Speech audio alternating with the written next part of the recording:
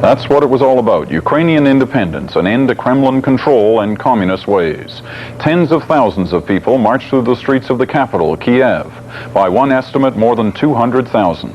Protest organizers called for a general strike, too. The strike, though, was a flop. But as our Moscow correspondent, Don Murray, reports, the organizers made their point. The paradox of the strike that failed was its striking success as a demonstration. By mid-morning, tens of thousands of protesters were marching through the center of Kiev, heckling and whistling as they passed the Lenin Monument, which was heavily guarded by police. Then, ignoring government and police warnings and threats, they marched on the Ukrainian parliament. And once again, the authorities yielded, permitting a delegation to march inside for the first time with the Ukrainian flag. It still isn't recognized by the communist leadership of the Ukraine. On the opening day of Parliament, these protesters called for outright independence and, above all, for the denunciation of the new constitutional reforms, a sort of sovereignty association proposed by Mikhail Gorbachev. If we keep quiet now, he says, we'll just stay the way we've been, in primitive slavery. It's a measure of the impact of these protests that the communist president of the Ukraine, in his opening speech to Parliament this morning, refused to endorse the Gorbachev plan for economic and constitutional reform, saying it was flawed, saying it was too early, saying the Ukraine had to first adopt its own sovereign constitution. That success couldn't disguise the fact that this 8-hour general strike was anything but generally followed. In Kiev, utter normality in streets and shops was the rule. The Donbass mining region was unaffected. In the western Ukrainian city of Lvov, shops were reported closed for 2 hours. But most people took this point of view. I went to work, he says. A strike isn't the most acceptable method of resolving such questions. Organizers promise more demonstrations in coming weeks to keep pressure on the communist government. They even threaten another strike. In light of today's fizzled effort, that's likely a threat to be quickly forgotten. Don Murray, CBC News, Kiev.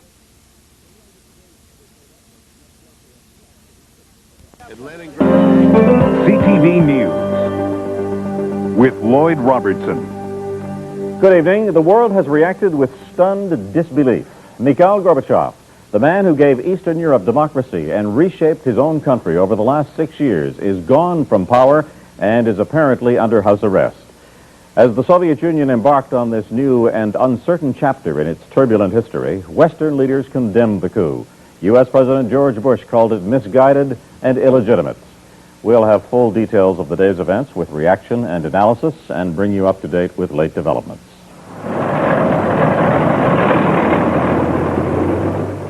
This is how it looked early this morning in Moscow. Tanks on the move, a column of them moving into the center of the city. It was a show of armor to back the hardliners who had just taken over as leaders of the Soviet Union. The man put in charge is former Vice President Gennady Yanayev.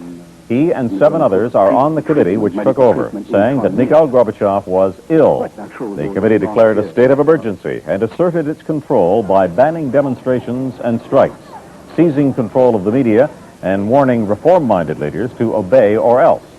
But a lot of Muscovites didn't seem that obedient today.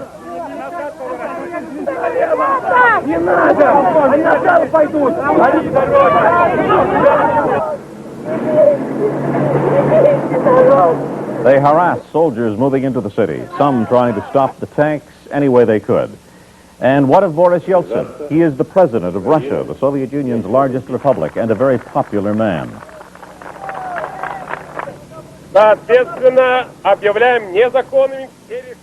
Yeltsin stood on a tank, describing the takeover as illegal. He called for nationwide resistance and a general strike. Yeltsin also appealed for the people to defend the Russian Federation building. And this was the response. Thousands came. They built barricades around the building. And after they were built, the tanks moved in. Russian tanks, Boris Yeltsin's tanks. They took up positions around Yeltsin's building tonight, ready to defend against attack. It didn't take the new Kremlin hardliners very long to lash out at the breakaway Baltic republics. Soviet forces surrounded parliament buildings in Lithuania. Navy ships blockaded the harbor in the capital of Estonia. And in the Latvian capital of Riga, one man was killed, another wounded, when troops seized key sites in the city. Radio and TV stations in all three republics were stormed and taken over. But Baltic officials appealed to the people to remain calm and called for a campaign of nonviolent resistance. Gennady Yanayev and the others say they took over to prevent chaos.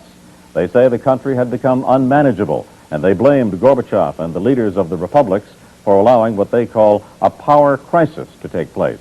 So it's not surprising the coup happened just a day before Gorbachev was going to sign a new deal granting 9 of the 15 Soviet republics more independence from Moscow. Roger Smith reports now on the ruling committee and its chances of success. The hardline plotters emerged to say that many of Gorbachev's policies will continue, strange words given that they had just overthrown him. The new Soviet leader, Gennady Yanayev, was a relative unknown until Gorbachev named him vice president as a concession to conservatives. Some of his co-conspirators on the new National Emergency Committee were still feigning loyalty as they waved off Gorbachev to the G7 summit last month. Among them, Defense Minister Dmitry Yazov, who controls the armed forces, KGB boss Vladimir Khrushchev, and Interior Minister Boris Pugo. His troops include the notorious Black Berets, who put down Baltic demonstrators earlier this year. Between them, they control all the repressive apparatus of the Soviet state. They control the armed forces, they control the KGB, and they control the internal forces. Though many military men were fed up with their declining power under Gorbachev, the success of the coup may depend on whether soldiers and security forces are united enough to crush pro-reform demonstrations. These are the men of despair, and they're engaged in desperate acts. I think they've utterly underestimated the forces against them. On the other hand, if they can hold on to the tanks and guns and the loyalty of the troops, then they could, at least in the short term, win through. Many Soviet citizens may just shrug at the change. They were fed up with empty shelves, with the slow pace of change, and they could be swayed by the new ruler's promises of higher wages and lower prices. But Gorbachev did give Soviets new freedoms, and many could resist the conservatives' attempt to stuff the genie back in the bottle. Mr. Bush is vowing not to recognize the new Soviet leadership, describing its right-wing power play as an illegal coup. However, he says he won't intervene militarily. People are looking to the United States for the leadership in this disproportionately. And I might add this point. Neither the ambassador here or the Secretary of State or the Secretary of Defense or the Vice President or the Chairman of the Joint Chiefs or my White House advisors want to see this turn into an East-West confrontation.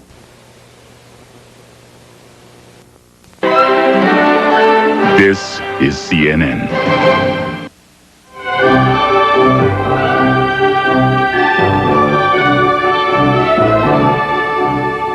I'm Jonathan Mann at the CNN Center in Atlanta. CNN Weekend continues with Showbiz this week, but first a look at the top stories. History is unfolding in the Soviet Union, where Mikhail Gorbachev has effectively crushed the Communist Party. An announcer on Soviet TV read a statement from Mr. Gorbachev saying he had resigned as party chief and was issuing decrees to disband the party. The Communist Party has ruled through repression and terror for 74 years. After the announcement was made public, Mr. Gorbachev sped out of the Kremlin to his country home just outside of Moscow.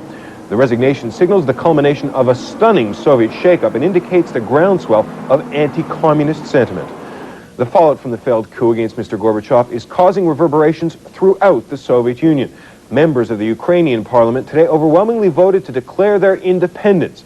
Voters in the second most populous Soviet republic will vote in December to ratify the decision. The parliamentary vote puts the Ukraine in the same position as Lithuania, Estonia, and Latvia, which are also trying to secede. The legislature also approved banning members of the Communist Party from the police, the army, and the KGB.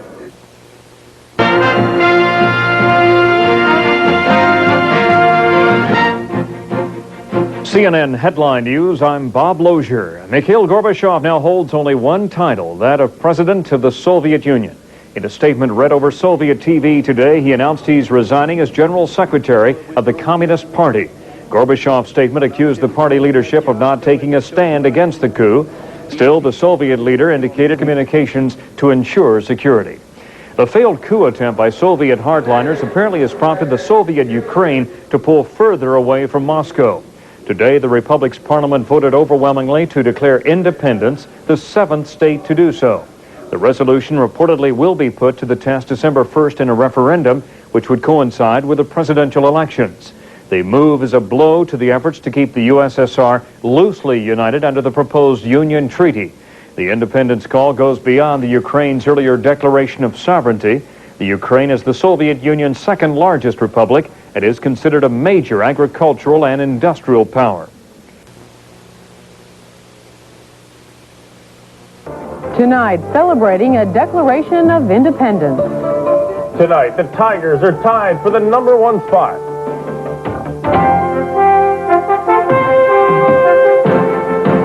News 4 Night Beat with Dan Mountney, Christy Kruger, Fred McLeod, and Paul Long. A Kremlin tradition is shattered today as Mikhail Gorbachev resigns as head of the Soviet Communist Party. People from all parts of the Soviet Union celebrate this Russian revolution, pulling down the old communist red flag and dancing in the streets. Good evening. The party may be over in the Soviet Union. 3 days after a failed coup in that country, Mikhail Gorbachev announced today that he has resigned as Secretary General of the Communist Party. Gorbachev also called upon fellow communists to disband the party and create a new one in its place. The dramatic announcement was made today on Soviet television, the anchorman reading a statement from Gorbachev himself. I feel I can no longer continue in the post of the General Secretary of the party, and I resign. Gorbachev will remain in his post as president of the Soviet Union, however. Reportedly, he plans to start a new Democratic Socialist Party. Meantime, today, the 8th and last committee member instrumental in the coup attempt was found and arrested in the Soviet Union. The other major development of the day, another republic declaring its independence. This time, the vitally important Ukraine announced it would soon be leaving the Soviet Union. Crowds cheered and waved flags as the Ukrainian parliament voted to secede from the rest of the country, pending a referendum in December. The Ukraine is the Soviet Union's second most populous republic with 50 million people. But its economic clout is even greater, supplying huge quantities of grain and coal to the rest of the Soviet Union. The Ukraine is the fourth republic planning to sever ties with the Soviet Union. Among those closely watching this chapter of Soviet history unfold, millions of Ukrainian Americans. Mike Lewis has been sampling reaction. He's in the newsroom now with more. Mike? Well, Dan, this is starting to remind me of the line they used to say about Michigan back when this state hit hard times. Last one out of the Soviet Union, please turn out the lights. You know, 40,000 Ukrainians live around here. Most of them came here as political refugees fleeing Soviet oppression, and many of them thought they would never live this long to see the day of freedom in the Ukraine. It's a land with history running back more than 1,000 years, with fertile fields and plentiful resources, with people who love their ancient culture and have kept it alive despite violent repression and terror from the Soviet center in Moscow. Ukrainians were forced to speak Russian, giving up their national identity, but they never gave up their hopes for freedom. Slava Ukraini! This afternoon, they were kicking up their heels in celebration at this Ukrainian festival near Brighton. Many of them didn't even know about the declaration of Ukrainian sovereignty before they arrived here. We heard anyway here, and it's just wonderful. The Declaration of Independence of Ukraine, that's a historic event, an unbelievable, it's something everybody was waiting for a long time. For 70 years. Я очень рад. Life will be better for us, he said, if everything that is produced in the Ukraine will belong to the Ukraine. Tonight, the Onion Dome St. Andrew's Ukrainian Church is getting ready for a freedom celebration at tomorrow's service. The bishop here fled the Ukraine more than 50 years ago after the Soviets murdered his father. When we saw these proclamations made in Baltic states, in Georgia, Armenia, and Moldova, we were asking God, why not Ukraine? And we got this news, and we are jubilant.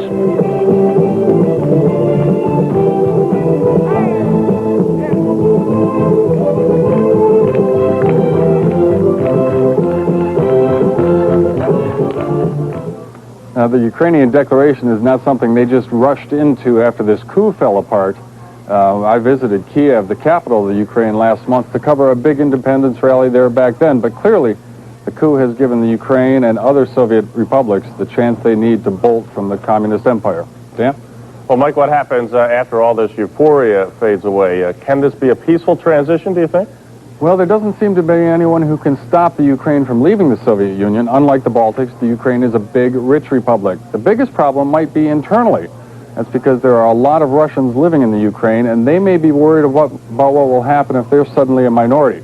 It's kind of like the situation in Yugoslavia, only on a much, much bigger scale. The Soviet Union has more than 100 different ethnic groups, and one of the biggest problems I saw there is that ethnic hatred is running just under the surface. A lot of problems still remaining. Okay, thanks, Mike. Christy? The anti-communist revolution in Moscow and the Ukraine spread to other republics today.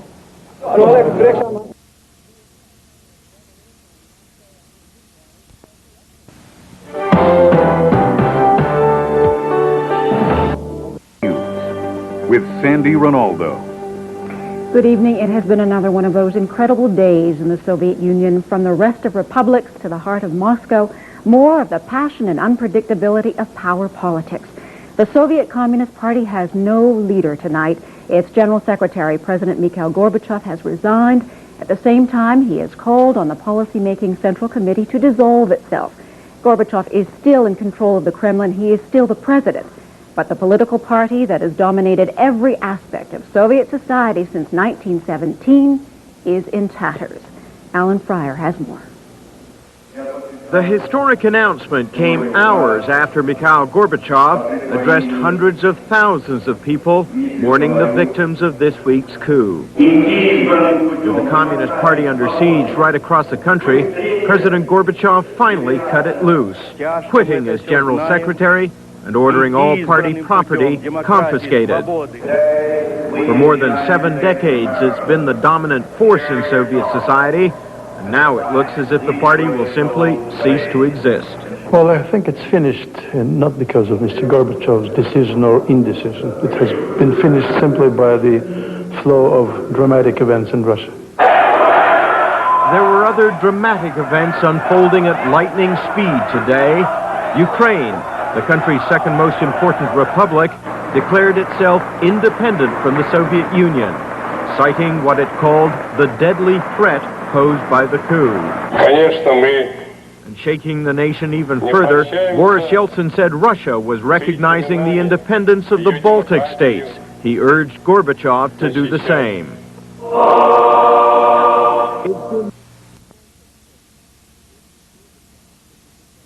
Going daily.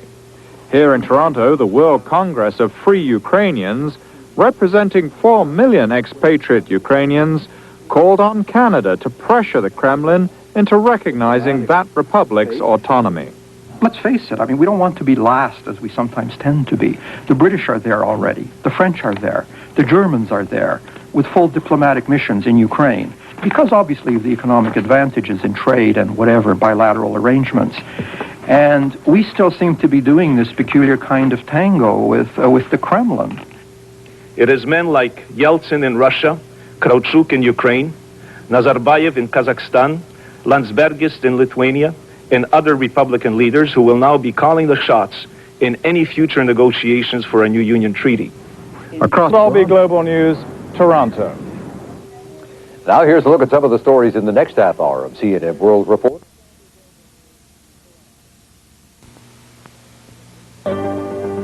With Lloyd Robertson. In the Soviet Union tonight, the revolution of 1991 is still going strong. The Communist Party has been suspended. A full-scale investigation has been ordered into its role in last week's failed coup. The Soviet Parliament stopped short of abolishing the party outright, but that seems to be a mere formality. And Russia and Ukraine, the wealthiest Soviet republics, have formed a temporary military and economic alliance. It completely ignores the Kremlin and keeps Mikhail Gorbachev deep in the background. Alan Fryer has more. Perhaps most significant, the agreement refers to the Soviet Union in the past tense. The radical mayor of Leningrad says the whole point was to put the brakes on the uncontrolled and chaotic disintegration of the old Union, while efforts continue to define a new one. I hope it will be a democratic union of sovereign states, centralizing only what those sovereign states want centralized. Russian Emperor and Soviet Emperor is over, is finished. You can have a different feeling about this, but it's finished. Still, there was concern today about some elements of the treaty, such as separate armies and navies. After that, there will be separate nuclear armaments, though Ukraine proclaimed itself as a non-nuclear republic. But the danger of that always exists. Still, the separatist movement now seems unstoppable.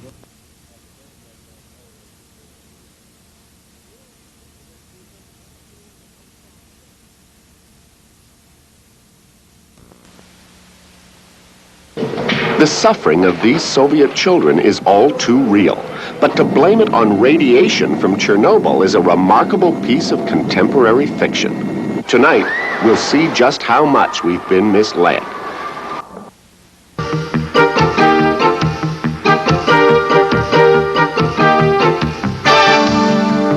Sunday, November 24th, W5 with Eric Malling. Things are not always what they seem. The aftermath of Chernobyl is not as bad as most of us believe. And despite everything we hear, the real shortage in healthcare is not money, but smart management.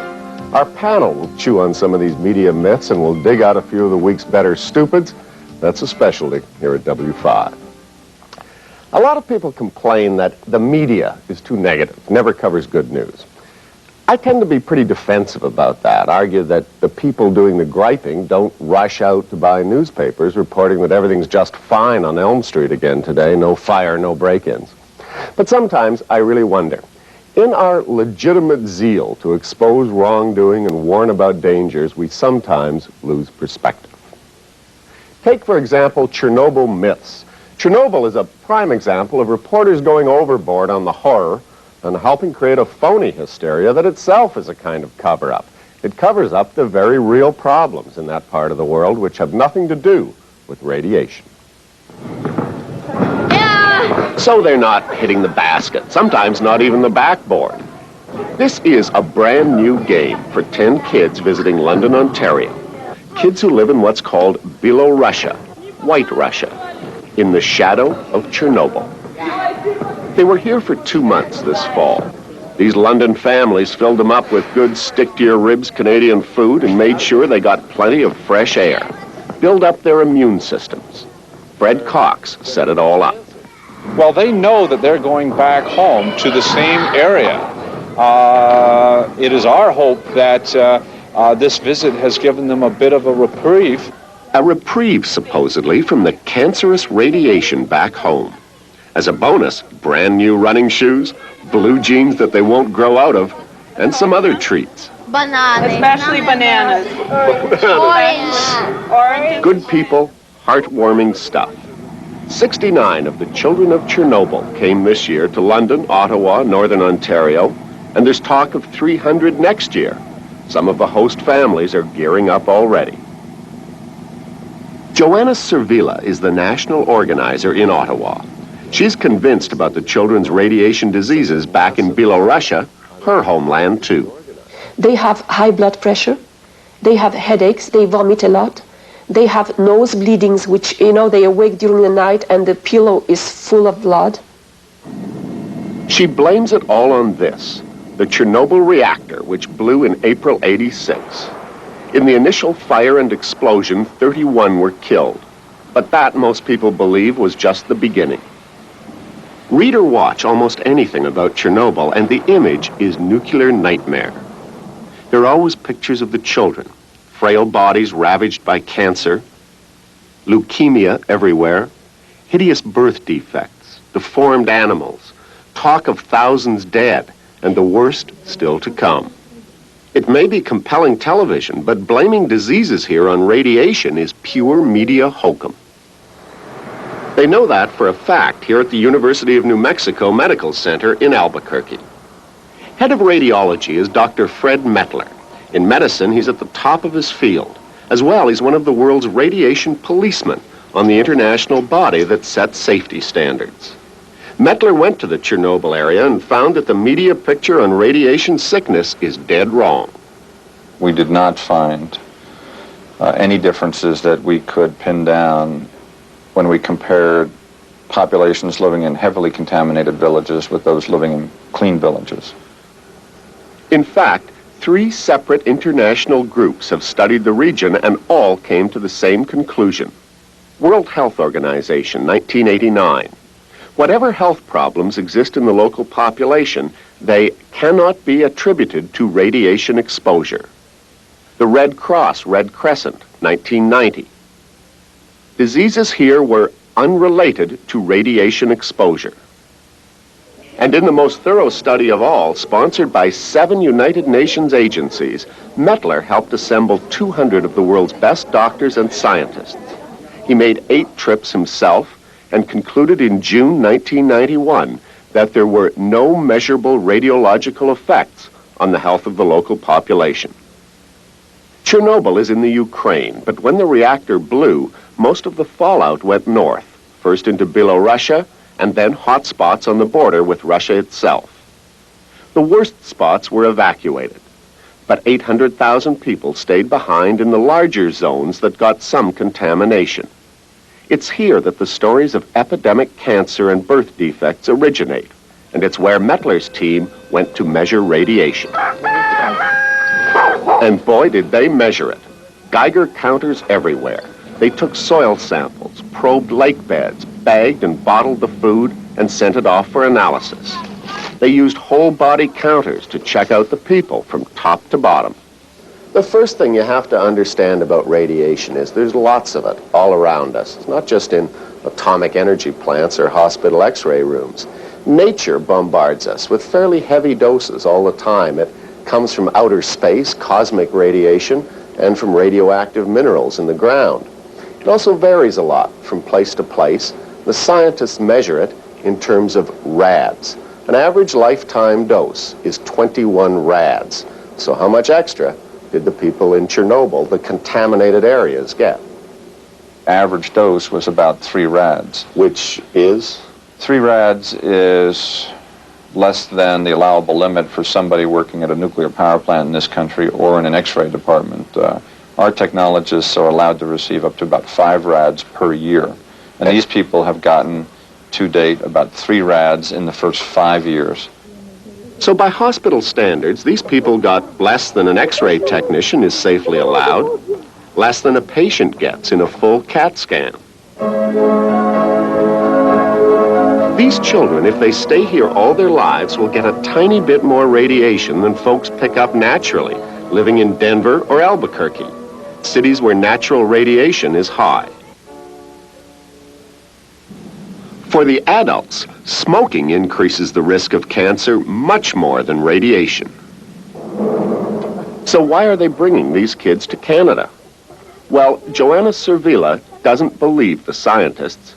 She has her own sources back in Belarusia. Then we heard about these terrible stories about hospitals full of children with leukemia, 85% of whom die. It's a horrible thing, but there are kids with leukemia in hospitals around the world.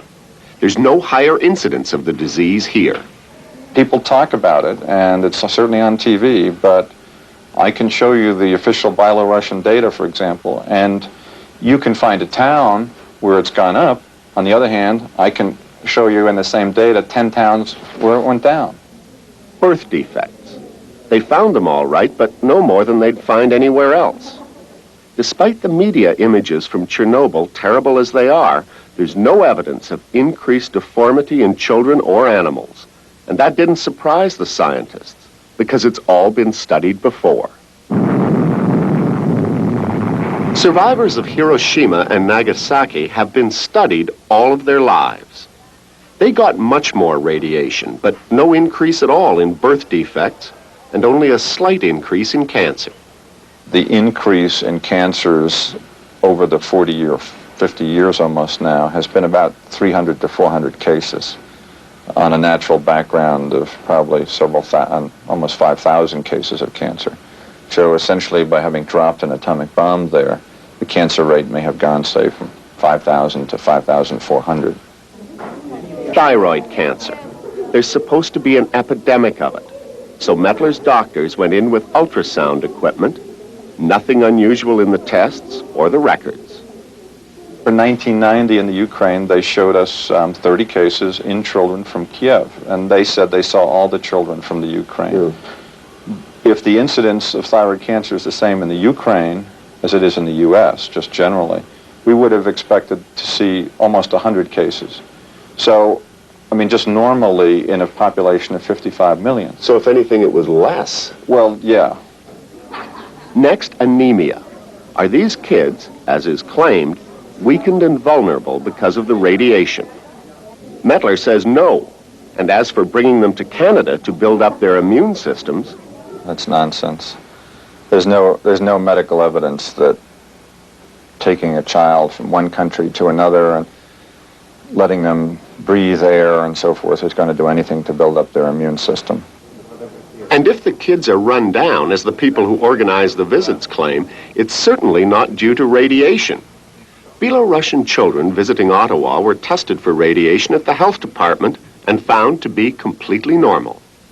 In fact, they picked up more cosmic radiation on the flight over than they're supposedly escaping back home.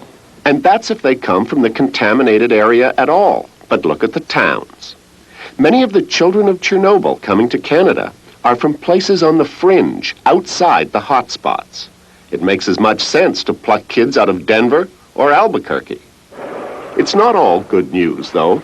The dead zone right around the reactor was bulldozed, the people moved out, and Mettler's group didn't study them or the cleanup workers.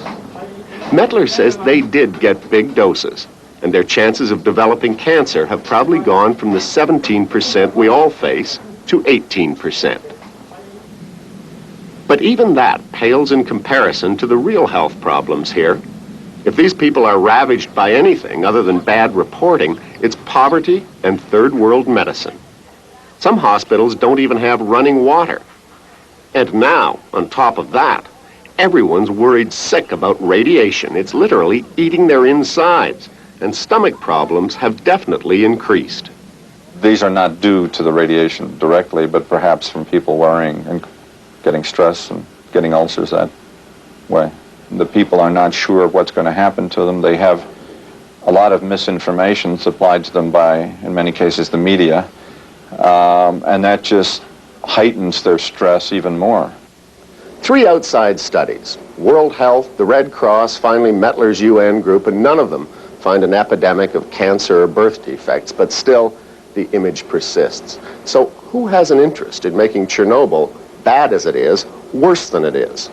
Well, first of all, we reporters always tend to look for the most dramatic story. Second, the politicians in these newly emerging republics can use Chernobyl to beat up on the Russians or to get more foreign aid. Third, you have anti-nukes like Greenpeace who'll tend to claim that any good news must be biased. And finally, the people who live in these areas. They want compensation. They want to be moved to new houses.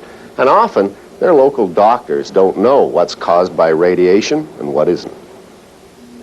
Ukrainians in Canada decided not to bring kids over. World Congress President Yuri Shimko of Toronto says there's been more politics than medicine here. If the intent of bringing kids is to show some humanitarian compassion because you want economic assistance from the side from which you're bringing in kids, I think that could be genuinely leveled as propaganda. If they're healthy kids and they're being brought here for political reasons, does that mean they're being used as pawns? You may conclude that. What do you conclude?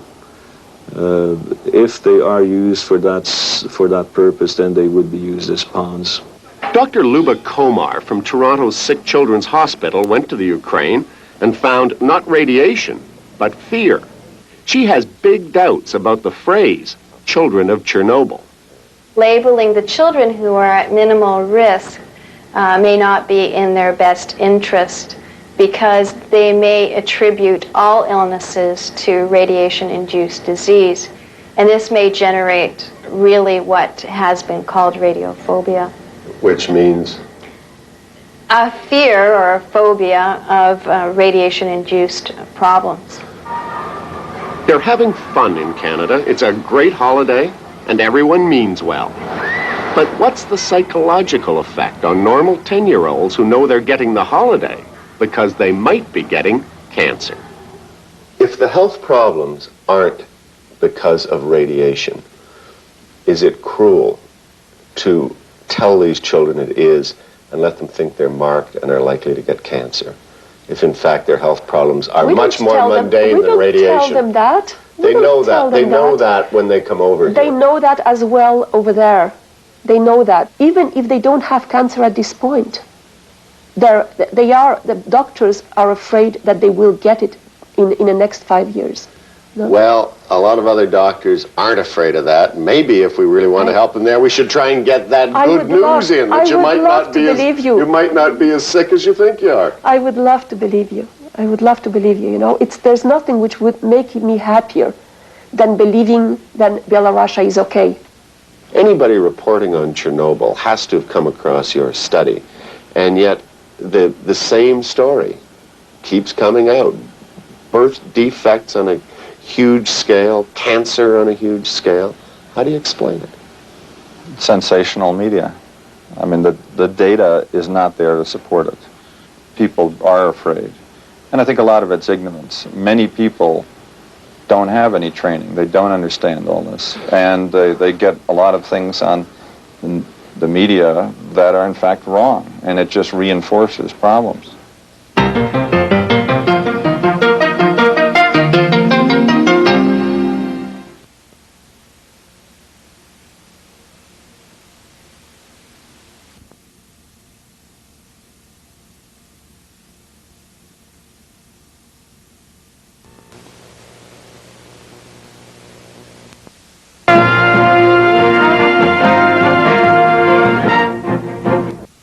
Soviet Ukraine is going the way of the Baltic nations with the apparent support of the United States.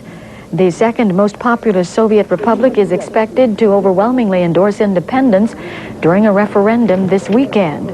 Senior White House officials say the United States will recognize the Ukraine. The republic is an industrial and agricultural powerhouse. Its expected break with Moscow could undermine President Gorbachev's attempts to keep the Union together. An official with the Bush administration says the U.S. will carefully recognize Ukraine independence. That's assuming Sunday's vote goes as polls predict and Ukrainians break from the Soviet Union. The U.S. official says recognition won't come quickly because of complicating issues involving treaties, weapons, and Mikhail Gorbachev.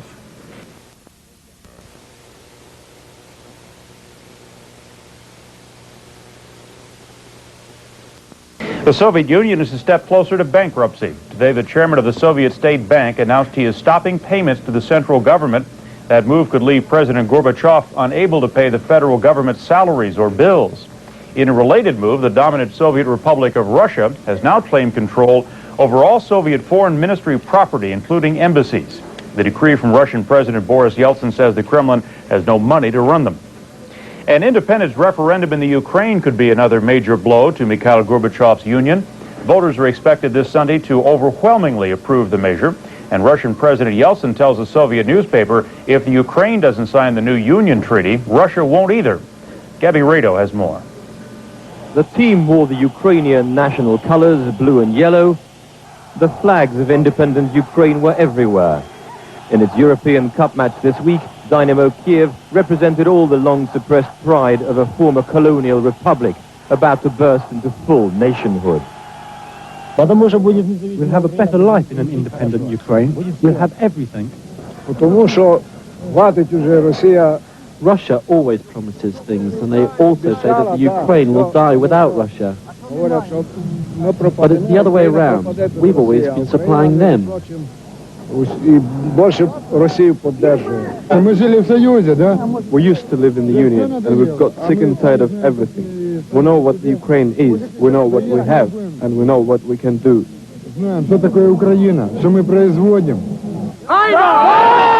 The referendum on independence is certain to get a massive yes vote. Of the nationalist credentials of Leonid Kravchuk, The incumbent, who leads the field in the presidential race, opinion is much more divided.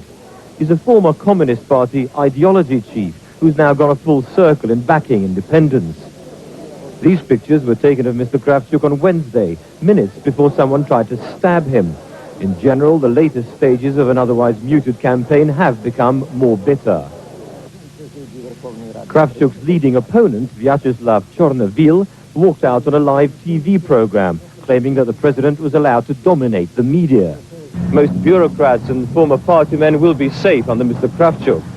The test of whether he really has put his past behind him will be how he tackles the complex problems of the Ukrainian economy after independence.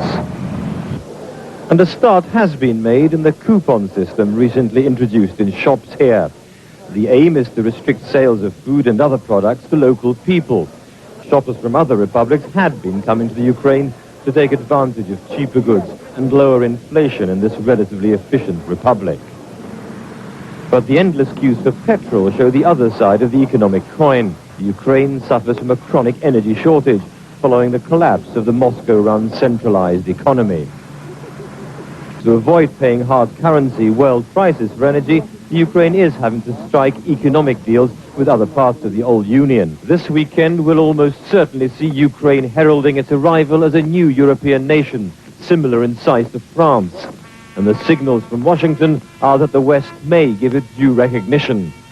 That would be a humiliating rebuff for Mr. Gorbachev and his fading hopes of presiding over the successor to the Soviet Union.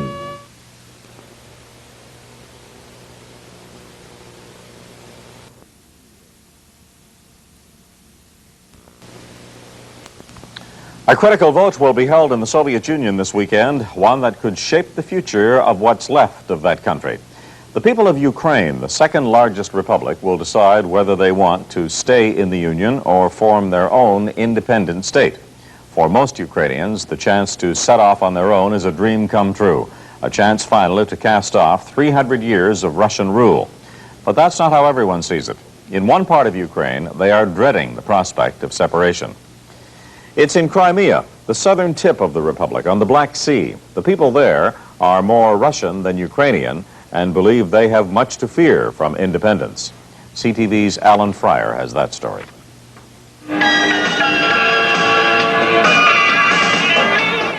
Along the boardwalk of this historic tourist town, rickety speakers belch out the latest Russian hits. In the cafes, the talk in Russian is about leaving Ukraine, if Ukraine leaves the Union. Crimea actually belonged to Russia till 1954, when Nikita Khrushchev simply gave it to Ukraine, a sort of goodwill present. But there are few signs of Ukrainian influence here, and the Russian majority in Crimea wants to keep it that way, wants nothing to do with an independent Ukraine. Нет. Crimea has never been part of the Ukraine. It was presented, given as a gift, as a present, as a souvenir. The big fear here is that the leaders in Kiev, the same ones who will likely lead Ukraine to independence, that they remain committed communists, who've changed their name maybe, but not their ways. The Crimeans are struggling to build a free market economy here. Privatization is well advanced. Small businesses are starting to flourish. This school is being built by private businessmen, and so are these houses. The plan is for a small, self-contained community of about 200 private homes. It's just a start, but it's a first in the Soviet Union, where most still live in state-built, state-owned apartment blocks. In Simferopol, the capital, businessmen have banded together to push Crimean independence and to save its fledgling market economy. Valery Averkin is a leading Crimean businessman. In Kiev, he says, they are centralizing everything. They will destroy our businesses.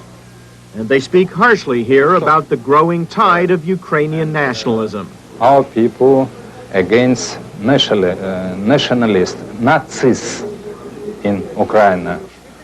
Crimeans will soon hold their own referendum on independence from Ukraine. But far from certain is whether Kiev will let Crimea go. More troubling, how far will Kiev be prepared to go to to keep it. Alan Fryer, CTV News, in Crimea.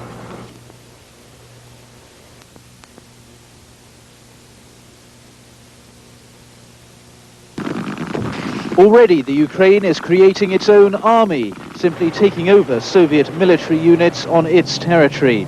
And the Republic is planning to produce its own currency as well, to replace the Russian ruble. But tomorrow, Ukrainians also have to elect a president to take them into independence. And Leonid Kravchuk is the front runner. He's the current leader of the Ukraine, and he has said that he'll never sign Mr. Gorbachev's Union Treaty, which would create a new Soviet Union. Leonid Kravchuk is immensely popular, especially in the countryside. Yet not long ago, he was a pillar of the Communist Party establishment here, who opposed independence. Now he supports it with all the fervor of a convert.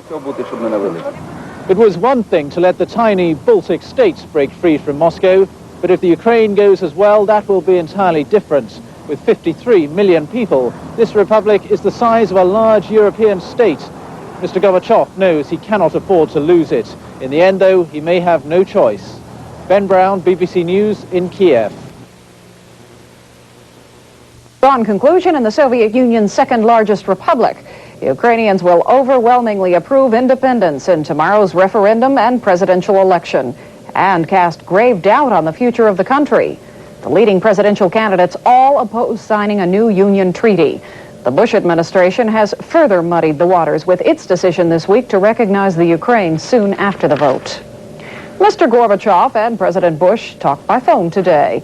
The Soviet leader saying he doesn't think the referendum is a vote for secession from the Soviet Union, but he did say Ukrainian independence could spell catastrophe for the Soviet Union, Europe, and the world. The front-running presidential candidate accused Gorbachev of meddling. CNN Headline News, I'm Tori Atali. More on those stories in a moment, but first, polls are now open in the Ukraine, where voters are choosing whether or not to remain a part of the Soviet Union. Ukrainians are also electing a new republic president. The frontrunner has denounced Soviet President Mikhail Gorbachev for making statements in favor of the Union. Despite Mr. Gorbachev's claims that independence would be disastrous for both the Ukraine and the Union, Ukrainians appear to be widely in favor of it. Pro-independence demonstrators marched Saturday in Kiev, carrying banners that bid farewell to the Union. CIA Director Robert Gates reportedly believes Soviet President Mikhail Gorbachev could be out of power by the end of the year. U.S. News and World Report quotes Gates as saying Gorbachev would be forced from office if the Ukraine secedes from the Soviet Union. The magazine claims Gates' conclusion prompted White House officials to push for recognition of the republic if it breaks away.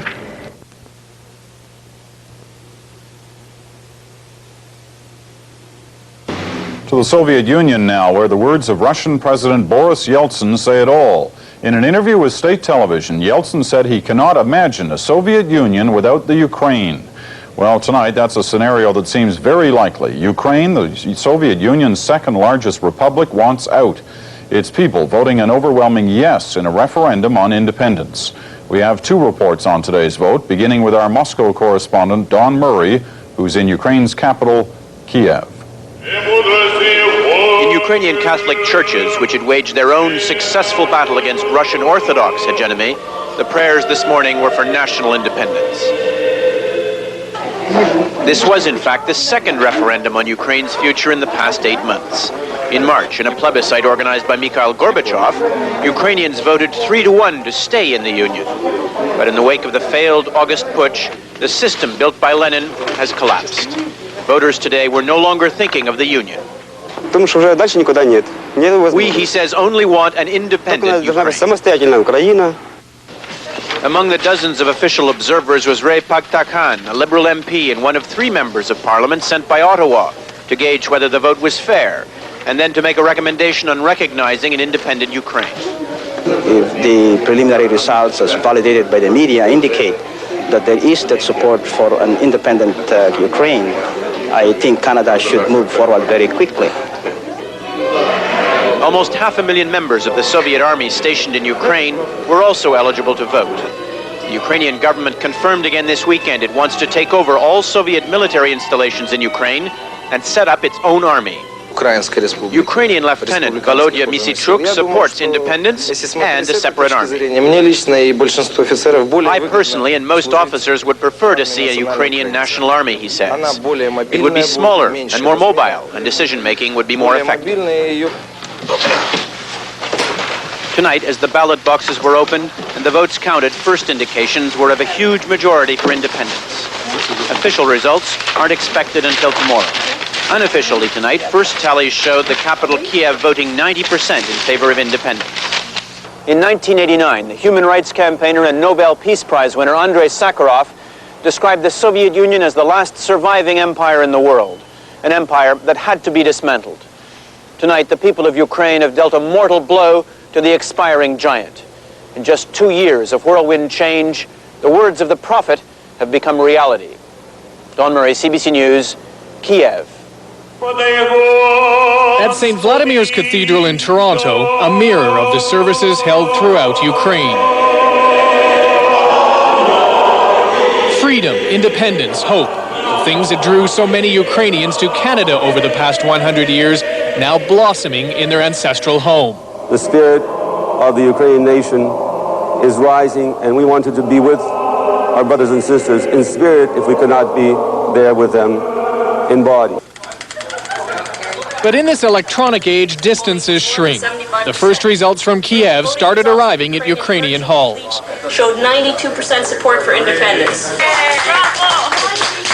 Leading to the first calls for Canada to officially recognize the birth of a new nation. Long live an independent Ukraine. They won't have to wait long. CBC News has learned that assuming the preliminary results are sustained, the Canadian government will recognize Ukrainian independence tomorrow, among the First Nations to do so.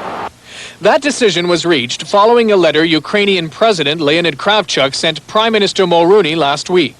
In it, Kravchuk assures Mulroney an independent Ukraine will respect all international human rights accords and arms control agreements, and plans to scale down the size of the Soviet forces Ukraine wants to inherit.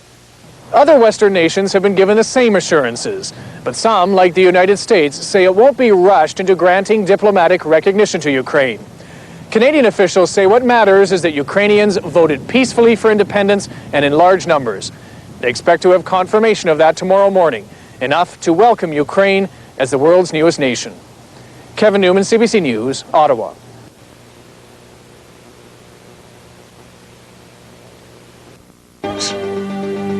With Sandy Ronaldo. Jeopardy. Voters in Ukraine cast ballots today in an independence referendum that could drastically reshape the Soviet Union. Official results are expected tomorrow, but early returns indicate more than 80% of voters want the powerful republic to leave the Soviet Union. Voters are deciding whether to support the Declaration of Independence made by Ukraine's parliament 3 months ago. Ukrainian voters also are electing a new president. The frontrunner is Leonid Kravchuk, who says he expects Canada to be among the first countries to recognize Ukraine. If Ukraine becomes independent, it will be one of the largest countries in Europe with 53 million people. But only 70% of those people are Ukrainians. The biggest minority, about 20% of the population, is Russian. And as CTV's Alan Fryer reports, Ukraine has a lot at stake with its bigger, more powerful neighbor. As Ukraine races inexorably towards independence, Russians, both outside and inside the republic, are wondering nervously what will happen next. 1 in 5 people in Ukraine is Russian. Large areas, including Odessa, the Soviet Union's most important port, are majority Russian. The idea of Ukrainian independence is met here not with flags and slogans, but with shrugs of indifference. What the people here fear the most is not Ukrainian separation, but the wave of Ukrainian nationalism it might bring.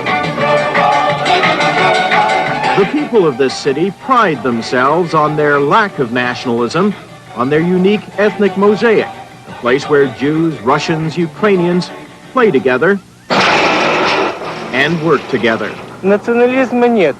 There is no nationalism here. Odessa is a multinational city. To separate just isn't serious. We can't survive without Russia. But Ukraine seems intent on going it alone, raising fears of a possible conflict between the Soviet Union's two largest and most powerful republics, and the stakes are high.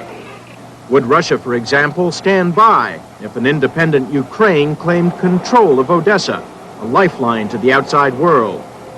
Would Russia, as Boris Yeltsin once suggested, challenge the borders with Ukraine, claim land populated by Russians like Crimea? Such a move would almost certainly spark conflict between the two most heavily armed republics. Actually, Ukraine is superpower now in Europe, and Ukrainian army, those army which in the territory of the Ukraine, is most powerful army in Europe. And the balance, military balance between Russia and Ukraine is almost equivalent. Compounding the problem, Ukraine bristles with nuclear weapons, and no one's quite sure anymore what the Ukrainian leaders want to do with them. Their first intent was to declare the Ukraine nuclear-free. Now they have drastically changed their attitude towards that. Now they insist that they should be regarded as a nuclear power. In Odessa, the music plays on, as it always has. But these days, the note being struck is one of uncertainty. Alan Fryer, CTV News, Odessa.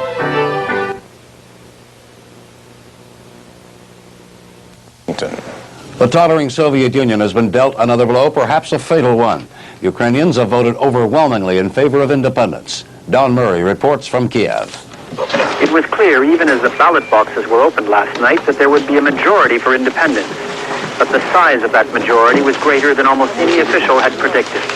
According to unofficial results today, more than 82% of Ukrainians voted to endorse the August 24th Declaration of Independence. For leaders of the Ukrainian nationalist movement, Ruch, the vote was a symbolic affirmation. Will show to the world that Ukraine really wants to be an independent country. Is it an independent country now? We have declared our independence, but we haven't achieved it yet. The happiest Ukrainian today was Leonid Kravchuk, who won 60% of the votes in a parallel presidential election yesterday. Today he welcomed international observers, including 3 Canadian MPs, to what he called the new country of Ukraine, and said he had no doubt that Russia would soon recognize Ukrainian independence. But there was no celebration in the streets. Instead, Ukrainians went about the dreary business of lining up for food and other necessities. In Moscow, newspaper headlines talked of the end of empire. It's a result that delivers a terrible political blow both to Mikhail Gorbachev and to Russian President Boris Yeltsin. Both had intervened in recent days, urging Ukrainians to think of the Union. Gorbachev said Ukrainian independence would be disastrous. But in churches in Kiev this morning, there were blessings for the new nation and for the people who overwhelmingly had resolved on independence. Don Murray, CBC News, Kiev. Prime Minister Mulroney says Canada will recognize Ukraine as an independent country. Mulroney says negotiations will begin soon to normalize relations. Earlier today, Poland became the first nation to recognize Ukrainian independence. The United States is stopping short of granting Ukraine recognition, but Washington says that will come in time. As a first step, the U.S. is sending a special envoy to Kiev. Unofficial results from yesterday's referendum in the Ukraine show it has overwhelmingly voted to become independent from the Soviet Union. Election officials say Leonid Kravchuk is the Ukraine's newly elected president. Poland took the initiative today and became the first nation to recognize the Soviet Republic's independence. Canada has since followed suit. The U.S. says it's moving toward full diplomatic recognition as well, but first, a special emissary will have to go to Kiev to discuss several key issues, including the fate of nuclear weapons located in the Ukraine. Special emissary will discuss with Ukrainian leaders the steps we would like to see Ukraine take to implement their desire to achieve a non-nuclear status and to ensure responsible security policies. These include the steps Ukraine is taking with other Republic and Union authorities to ensure safe, responsible, and reliable control of nuclear weapons.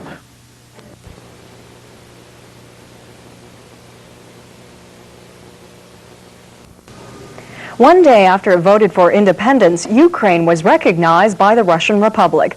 A Moscow television report says Russian President Boris Yeltsin saluted the democratic expression of the will of Ukrainians. Don Murray reports that although they voted for independence, the road for Ukrainians may still not be an easy one. Even before the campaign ended, a majority for independence was all but certain. But as the results were tallied, the surprise was the size of that majority. In some districts, 98% of voters said yes to a new country. The final result, announced this afternoon by the Electoral Commission, was 82% in favor of independence. Leonid Kravchuk, who himself triumphed as Ukraine's first directly elected president, called the referendum result an historic event. He welcomed foreign observers, including 3 Canadian MPs, saying a new Ukraine had been born. Meanwhile, Canada is going to officially recognize an independent Ukraine. Canadian officials will soon leave for Kiev to discuss a range of issues, including the handling of Ukraine's nuclear arsenal. Lynn Herzig reports. The Prime Minister says Canada will send senior officials to Kiev in the next few days to begin talks to set up diplomatic relations with Ukraine. We saw the results of the vote in Ukraine. The government decided to recognize Ukraine as an independent state. There's a parallel. This former Canadian ambassador to the Soviet Union says the government reacted to pressure from Ukrainian Canadians and recognized Ukraine too quickly. Canadian interest lies with stability in the Soviet Union. And anybody who has watched what's been happening in Yugoslavia would be a fool to think that stability is guaranteed. In negotiations, Canada will demand Ukraine honor all existing international agreements on human rights, minorities, and arms control. And Canada wants guarantees Ukrainian leaders will keep their promise to keep nuclear weapons on their territory under strict and safe control.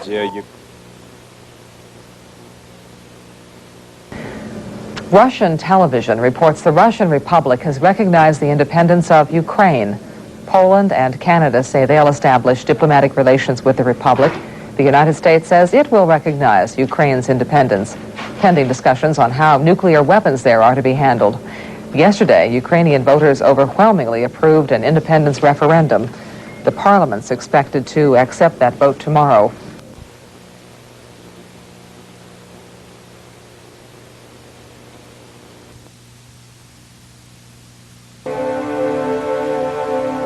Our lead focus tonight, the latest chapter in the unraveling of the Soviet Union. 2 events turned the weekend into a momentous one for the Union and the republics of Russia and the Ukraine. In the Ukraine, by nearly 90%, voters endorsed a referendum for independence for the republic of 52 million people. They did so after Soviet President Gorbachev said a separate Ukraine would be a catastrophe. Also over the weekend, the Russian Republic took over the payroll and bank credits of the Soviet State Bank, just as it was running out of cash. We begin our coverage with a report from the Ukraine, which also elected a president in Sunday's voting. The correspondent is Gabi Rado of Independent Television News. On a hilltop above the city of Kiev, contrasting images of Ukraine's history. The churches of the Tsarist era and the monument to the Red Army. The theme linking them, Ukraine's subjugation under the Russian Empire. Today, with only fading election posters to distinguish it from any other, Ukrainians went to work as citizens of a new nation. In the referendum, more than 80% of them had voted to end the centuries of rule from Moscow. They also chose as their leader Leonid Kravchuk, the former communist ideology chief, now transformed into a nationalist. Я маю всі підстави сказати, що нова Україна народилася. I have all grounds to say that new Ukraine was born. Народилася в спокої і в розумі, як належить народжуватися великій і розумній дитині. Well, so it was born calmly and with good brains as a good child should be born. Though the flag of the new nation fluttered above, there was still a rather forlorn air outside the headquarters of the independence movement, RUK. It was RUK which took the risks in the days when people were jailed for nationalism. But it lost the political battle in the election. Its main candidate, Vyacheslav Chornovil, stayed out of sight today as his supporters summed up the harsh lessons of the campaign. the opposition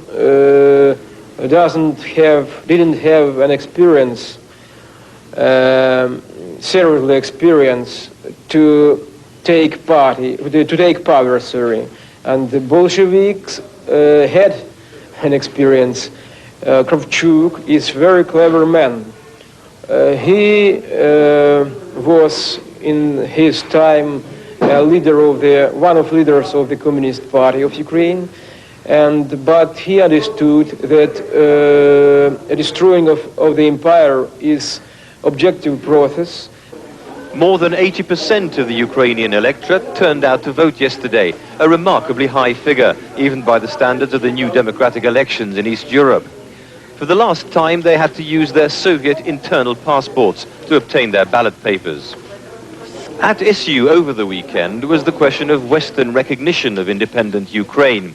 Voters here link Western recognition with aid and investment from abroad. I think it will be important. It will help our country to develop its economy and to become a development country and to better our life.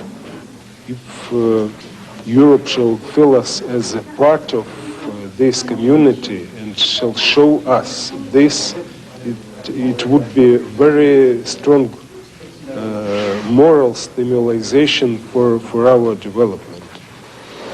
Western business has already started to show its interest. The US household products giant Johnson has opened a factory in Kiev making cleaning agents and shampoo. The needs of consumers have been neglected to such an extent here that this is thought to be the first factory in the whole of the former Soviet Union devoted to making household products. In the past year, productivity has risen by 85%. We looked at 7 different sites around the Soviet Union before we decided on a final location, and we chose the Ukraine because of its central location, a large population, over 52 million, and the people here have been very responsive to our presence. A new Ukrainian currency is being printed in Canada for introduction next year. If Western investment is to take off, the new hryvnia needs to become convertible, and no one at present can guarantee that. As voting day flags come down and the dreams of independence become reality, the Ukraine now faces hard economic decisions. The first will be on her relations with the old Union. First, we get the official U.S. government response to the Ukrainian vote for independence. It comes from Thomas Niles, a career diplomat who is the Assistant Secretary of State for European Affairs. He was selected by the White House today to represent President Bush in the Ukrainian capital later this week. Mr. Secretary, welcome. Thanks very much. When are you going to the Ukraine? Well, we're in the process of making arrangements. It's not the easiest place to get to from Washington, probably Wednesday or Thursday, certainly this week. And who are you going to see and what are you going to tell them? Well, hope to see expect to see leaders of the Ukrainian government, perhaps President Kravchuk or Foreign Minister Zelenko, some of the senior officials of his government. The message is a clear one, that we look forward to developing our relationship with the government of Ukraine, but that there are certain considerations that we'll take into account as we move in that direction. The way in which they develop their own policies in some of the areas of concern to us, respect for human rights, the relationship that they develop with the Union and the other republics of the Union, the attitude that they take on the arms control agreements entered into by the Union, the CFE Treaty, the START Treaty, their attitude toward the Soviet nuclear weapons currently deployed in the territory of the Ukraine. These are some of the issues that we'll want to discuss, or I'll want to discuss with officials of the government, and then report back to the President, Secretary Baker. Is it generally considered by the U.S. government that independence for the Ukraine is a good thing? End quote? I think we consider it a reality, something that's happened. We recognize, as Secretary Baker made clear when he was in Moscow in September for the CSCE conference, that the will of the people... security group, the European Security Organization. Right.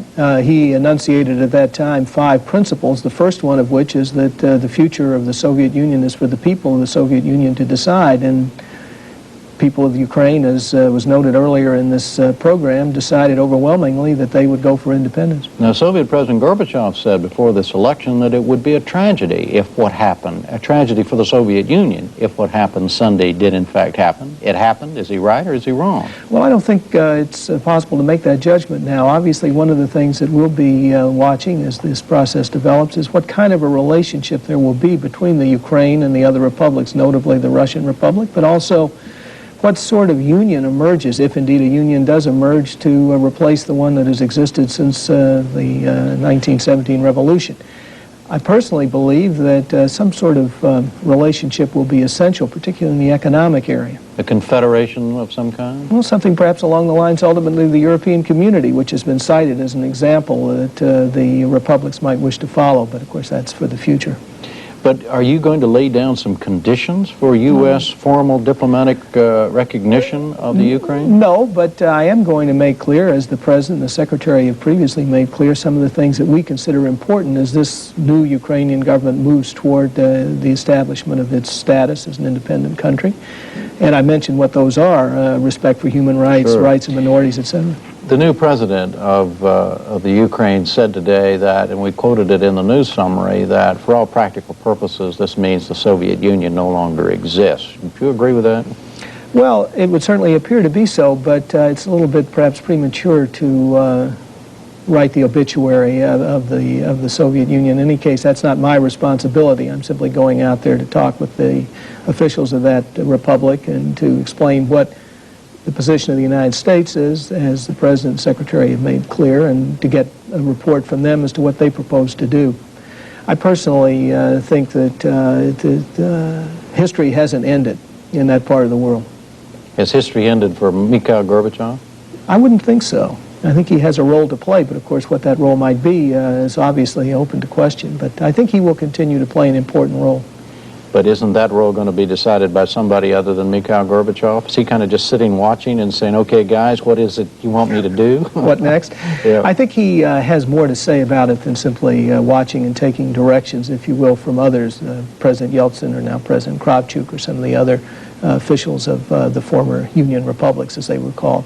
I think he remains a figure of some influence, some importance, and we'll just simply have to see what role he'll play in the future. Some have suggested that the United States government, by allowing it to be leaked ahead of time before the election, that the U.S. would recognize an independent Ukraine, kind of cut Gorbachev's legs out from under him. He'd said, my goodness, we don't want this to happen. It would be a tragedy. The next day or a couple of days later, the U.S. is reported to be ready to support Ukraine independence. Some of the people allegedly voted on those grounds today. Hey, look, if we vote for independence, the United States will recognize us, etc. Guilty as charged? I don't believe so. I think that vote, all of our soundings, and we of course have a consulate general in Kiev, and officers from our embassy in Moscow have been visiting the Republic consistently over the last 3 or 4 months. All of our soundings suggested that the referendum would come out exactly as it did, even to the extent that in those oblasts or regions of the Ukraine where you have a majority Russian population, such as the Crimea, certain areas to the east in the area of Kharkov, for example, we suggested, or our sounding suggested, a majority vote for independence, and indeed that's what materialized. So I don't think these, whatever was said last week about what the United States might or might not do had any impact on the election. You don't think leaks to the New York Times affect the vote in the Ukraine? Well, I don't think so. It's not that widely read in Kiev yet. Right. How big a concern is the question about the nuclear weapons that are in the Ukraine, and why the United States, did that affect, or is it affecting the U.S. decision to be so gracious and encouraging to the Ukrainian independence movement? Well, it's obviously a very important factor for us, for the other republics, and for Ukraine's neighbors, Hungary, Poland, Czechoslovakia, etc., for all of Europe. The position that the United States has expressed regarding our expectations toward the Ukrainian government's position on the nuclear issue is the same position taken by every other country in Europe. That is, that we expect the government of the Ukraine to accede to the Non-Proliferation Treaty as a non-nuclear weapon state, and we take seriously their commitment, which they've expressed, President Kravchuk and others, to get rid of the Soviet nuclear weapons currently deployed on the territory of the Ukraine as quickly as possible. So it is a very important issue, there's no question about it, but we are encouraged by what we hear from the Ukrainian authorities regarding their intentions, and this is one of the subjects obviously that I'll want to talk about when I'm there in Kiev, as for example Undersecretary Bartholomew talked about when he was in Moscow in October with Ukrainian representatives. So this is a subject of considerable importance. But do you feel like it's under control? We're confident on the basis of what the Ukrainian authorities have said thus far that they have the proper approach to these weapons, and this is one of the things that I'll try to confirm when I'm there.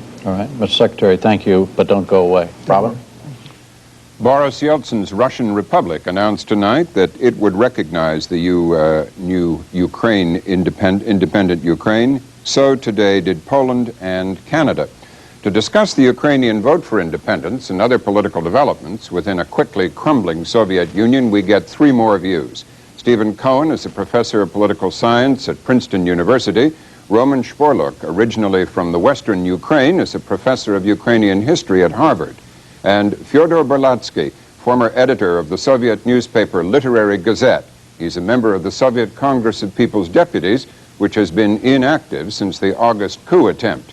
Mr. Berlatsky is now a scholar at the Kennan Institute in Washington and joins us tonight from Raleigh, North Carolina. Mr. Shporluk, is the U.S. doing the right thing in moving so rapidly to support Ukrainian independence? I would not say that it is moving very rapidly, but the way it is moving appears to be the proper speed. The United States was very careful in warning Ukrainians some time ago, most recently in August, not to act rashly. But after several months of very peaceful political process in Ukraine, as we know, there were no riots, no demonstrations, no electoral abuses. It has been carried out in a fairly respectable manner.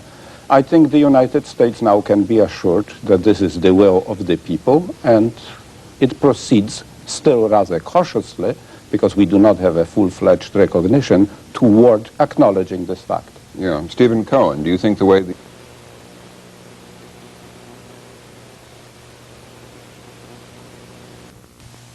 We begin this evening with what may be the final nail in the coffin for the Soviet Union and what it means to roughly 1 million people in this country. Ukraine is the second largest republic in the Soviet Union, but it may not be in the Union for long. The ballots from yesterday's vote have been tallied. More than 80% of Ukrainians said no to Moscow and yes to independence. That vote was watched closely by about 1 million or so Canadians of Ukrainian descent. In a moment, we'll talk with the director of the Ukrainian Resource Center at a college in Edmonton. But first, Diana Swain reports on reaction to the vote in Winnipeg, another Canadian city with a strong Ukrainian heritage. Ukrainian restaurants are popular in Manitoba. The Republic's culture and cuisine live on here, and events back in the Ukraine are watched closely by people who once called it home. News that an overwhelming number of the Ukrainian population have voted for independence is welcome here. They were seeing that the economics are getting worse and worse and worse, and the only way to turn these things around is to have your own independent country. All are surprised by the size of the vote, more than 80% in favor of secession. That only emphasized that the people are absolutely ready and waited enough to have their own free country.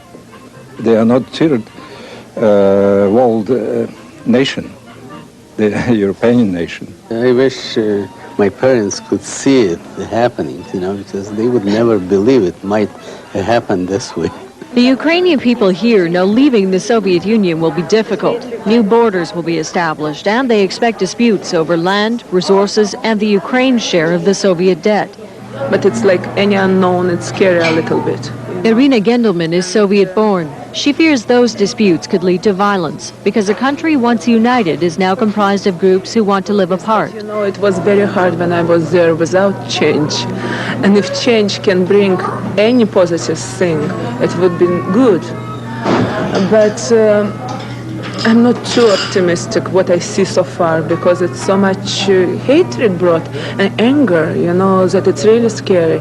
People who support the move say Ukrainians are ready for the struggles that will come with independence. Yes, they know they're going to have lots of hardships, and all of them prepare to to work in that kind of environment and suffer for 2-3 years, whatever it takes, to turn the economy around. Because The Soviet Union isn't expected to let the Ukraine leave easily, and it's still unclear whether the republic will need formal recognition of the vote from the Soviet legislature. But people here say the largest step has already been taken, and Ukrainian independence is in sight. Diana Swain, CBC News, Winnipeg. Roman Patrician is also among the many Canadians of Ukrainian descent watching yesterday's vote. He is director of the Ukrainian Resource Center at Grant MacEwan Community College in Edmonton and an active member of the Ukrainian community there. We spoke with him from Edmonton. Mr. Patrician, this must have been a memorable weekend for you. What were your thoughts when you heard the news of the vote? Well, I was thrilled for myself and for those many generations that have waited for this to happen. It really is a historical time. Can you give us a sense of history? Why is this so significant? Well, you know, the last time Ukraine was free really was in the 1917-1920 period before the Red Army took control of Ukraine. And for more than 3 generations now, Ukrainian Canadians and Ukrainians all over the world have dreamed for the independence of their own state. So that the country could experience democracy and participate in the world community of nations. And it's happened, and it's happened peacefully, it's happened democratically, and I think that brings great joy to the whole community in Canada.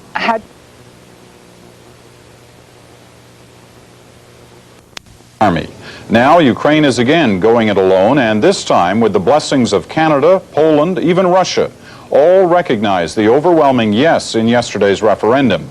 More than 80% saying they want their own country. Ukraine is the 3rd largest republic, more than 600,000 square kilometers. Its population almost twice Canada's at 52 million. That's a lot of people responsible for a lot of output. This breadbasket churns out 1/5 of all Soviet agricultural produce and the same proportion of all industrial output. On the military side, it houses some Soviet nuclear weapons, Soviet soldiers, and strategic naval ports. So the Union has a lot riding on keeping Ukraine in some sort of alliance, however loose. And Ukraine appears just as intent on getting out. The CBC's Don Murray reports from Kiev tonight on the world's newest country. Tonight, Ukrainian nationalist leaders, the men and women of Rukh, celebrated victory and the culmination of a generation of struggle for an ideal and a country. Even before the campaign ended, a majority for independence was all but certain. But as the results were tallied, the surprise was the size of that majority. In some districts, 98% of voters said yes to a new country. Leonid Kravchuk, who himself triumphed as Ukraine's first directly elected president, called the referendum result an historic event. He welcomed foreign observers, including 3 Canadian MPs, saying a new Ukraine had been born. Conservative MP Patrick Boyer urged quick Western recognition as well, and he attacked the United States for throwing up artificial obstacles to recognition. Well, there are no human rights abuses that we've been able to find in Ukraine, and those who talk about it should frankly put up or shut up. In the shops and streets of Kiev today, there was, however, no air of festivity, no celebration. Ukrainians are still caught in the iron grip of the Soviet economic legacy, the legacy of queues and shortages. These people were waiting in a seemingly endless line for children's clothes, knowing that the majority would have to return tomorrow. We celebrated yesterday, she says. We celebrated by voting. Today, we're back in line. What's there to celebrate if there's nothing to buy, she says. Look, you can't buy anything for your children. That prudent, matter-of-fact mood stems from the realization that the political affirmation of independence is only the first step in a long process of disentanglement from 7 decades of Soviet centralized planning. Only when that process is completed will Ukrainians be masters of their own destiny. Don Murray, CBC News, Kiev. Canada was one of the first nations to recognize Ukraine, making the announcement less than a day after the referendum. But instant recognition won't bring diplomatic ties, not yet. Prime Minister Mulroney wants some guarantees first, assurances that in gaining its freedom, Ukraine is willing to give up Soviet missiles. CBC's Kevin Newman on today's decision and what people are saying about it. A double reason for Ukrainians in Canada to celebrate. Viva Ukraina! Ukraine's forceful voice of independence and Canada's quick decision to act on what it heard. Mr. Maloney, congratulations! We just followed the rules that I set out many months ago. That we would. But Canada's recognition is more than a mere formality. It gives legitimacy to a country other Western nations are hedging on. And it is a damaging blow to Mikhail Gorbachev's attempts to hold the Soviet Union together. This former ambassador to the Soviet Union says Canada should have given Gorbachev more time. Canadian interest lies with stability in the Soviet Union. And anybody who's watched what's been happening in Yugoslavia would be a fool to think that stability is guaranteed. What we are doing is looking at the new reality. But External Affairs Minister Barbara McDougall says responding to a democratic vote is the best guarantee of stability. Canada is increasingly building new links with the republics. Last week, the Russian Republic's foreign minister was given a top-level meeting. And obviously, but as the republics emerge, Canada is seeking guarantees they'll act responsibly as new nations, especially Ukraine, which has 35 nuclear sites on its soil. We want them destroyed and or removed and placed under secure control. They will have more troops and more tanks than Russia. Arms control expert Tariq Rouse says Canada is right to ask for clearer answers on Ukraine's military intentions. There is a question about who controls the forces on the territory of the various republics, Moscow or the Republican governments. Ottawa says the answer to those questions will determine what level of diplomatic relations the two countries will have. Issues like the exchange of ambassadors, when embassies will be established, all the subject of negotiations which begin next week. Kevin Newman, CBC News, Ottawa. He told them. But the joy in Ukraine brought despair in Moscow. This could be a mortal blow to Mikhail Gorbachev's drive to save something of the Soviet Union. Ukraine was the second most important Soviet republic after Russia, and it provides Russia with much of its food and raw materials. Without it, well, Lenin himself said it best back in 1918. For us to lose Ukraine, he said, would be the same as losing our head. In spite of that, Russian television reports that President Boris Yeltsin has already recognized Ukrainian independence. It says Yeltsin has decided to accept the will of the people. Only 2 foreign countries have offered Ukraine official recognition so far. One is Poland, the other, Canada. But the federal government is setting conditions before it goes any further than that. Leslie Jones explains. Even though Canada has recognized Ukraine's independence, diplomatic relations will have to wait. The Prime Minister wants guarantees nuclear weapons in the Republic are secure. Overnight, a country has become a nuclear power with nuclear weapons on its territory. We want them destroyed and or removed and placed under secure control. Since the Kiev government gave the Prime Minister those assurances in writing last week, the opposition says there's no reason for Ottawa to hold back.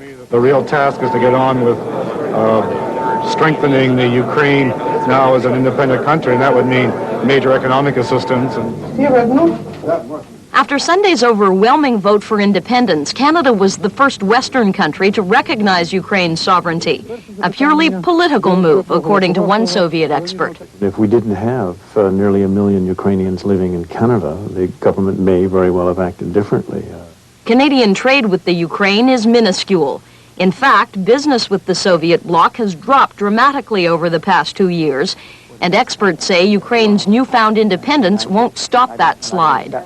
This breakup that we're witnessing now of the Soviet Union will contribute even more to that decline. Despite that, Ukrainians in Canada say the business opportunities are unlimited. Titania Rurak will now add to her 3 Canadian stores. Oh, it's very good because I would like open my store from the Ukraine. The Canadian government will soon open negotiations to establish formal diplomatic ties. Senior government officials will leave for Kiev, the capital of Ukraine, as early as this Friday. Leslie Jones, CTV News, Ottawa. This was a day of overwhelming emotion for Canadians of Ukrainian descent. It was a day filled with pride and joy. A day a special dream came true. CTV's David Kyle has more on how the Ukrainian community marked this historic day.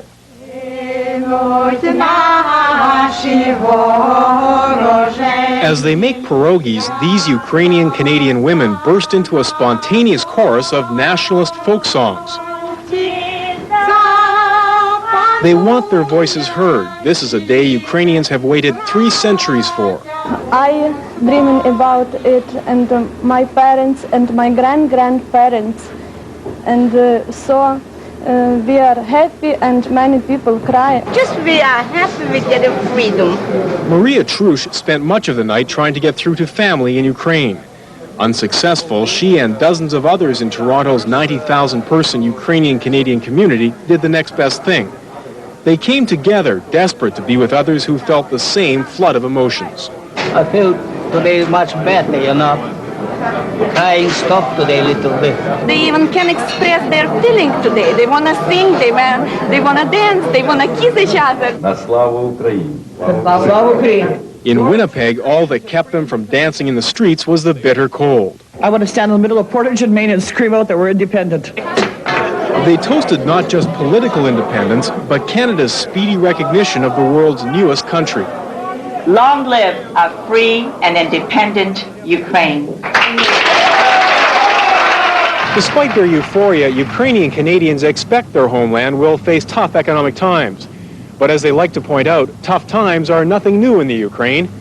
As one person said, at least now people have hope and something to live for. David Kyle, CTV News, Toronto. Just how realistic is Canada's condition that Ukraine get rid of all nuclear weapons before full diplomatic ties are established? I put that question to Soviet expert Dmitry Simes. I think that Ukraine already made a commitment to destroy nuclear weapons. So it is not only practical, it's perfectly realistic. Having said that, what is important is under which circumstances and what would be the timetable. President Kravchuk, up to the election day, was trying to use nuclear weapons on the Ukrainian soil as a bargaining chip with Russia, saying essentially, guarantee my borders, promise me continuing supply of your subsidized oil, and then I would agree to destroy nuclear weapons. What do we know about this man Kravchuk? He is represented to us as an old-line communist. Mr. Kravchuk was an old-line communist for many, many years. He was top Communist Party ideologist in Kiev. Only several months ago, he was staunchly against the very concept of the Ukrainian independence. But then, after the failed coup, he became an extreme nationalist. He changed his colors. Sometimes he almost sounds holier than the Pope. But I think that a lot of people in the Ukraine perceive him as an ideal compromise figure, as someone who is a nationalist, but also has managerial experience and knows how to deal with Moscow, a nationalist acceptable to Russia. That is how Mr. Kravchuk sold himself to the Ukrainian electorate. Is he a Democrat? Does he understand the democratic system? If he does understand the democratic system, it would be a miracle. Certainly he is a product of the Communist Party apparatus. Yet he campaigned as a democratic politician. He was reasonably respectful of the opposition. He did not make any wild charges against his political opponents, as it happened in some other Soviet republics. So I have to say that while I don't think he understands what democracy is, he has some potential, demonstrated some potential for tolerance of pluralism and different opinions. Mr. Simes, thank you very much for being with us.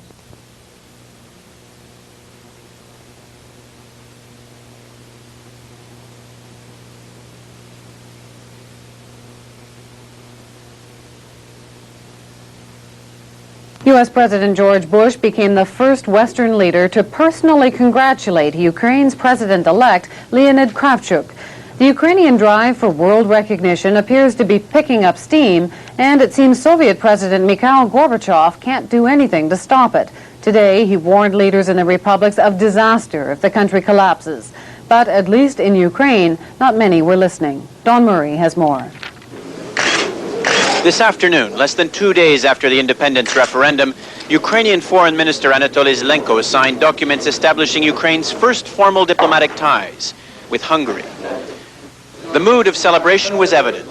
not least because of the rapid recognition of Ukrainian independence by Canada, the first of the 7 leading industrial powers to do so. We are pleased to cooperate, to continue our cooperation with Canada. You understand why? Because our compatriot, if possible to say, many Ukrainians living in Ukraine, they are thinking about Ukraine, about motherland, and of course it will be a very good gift to the Ukrainian living in Canada. I am very pleased.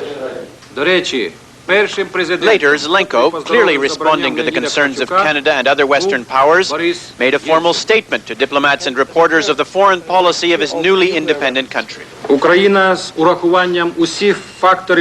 Ukraine, he says, intends to become a neutral, non-nuclear state, belonging to no military bloc. But he added that Ukraine would demand joint control over nuclear weapons on its soil in the interim period before their destruction. Canadian diplomats in Kiev said the assurances in the statement should ensure a rapid conclusion of negotiations on formal diplomatic ties. In the streets of Kiev, rapid recognition by Canada was welcome news. It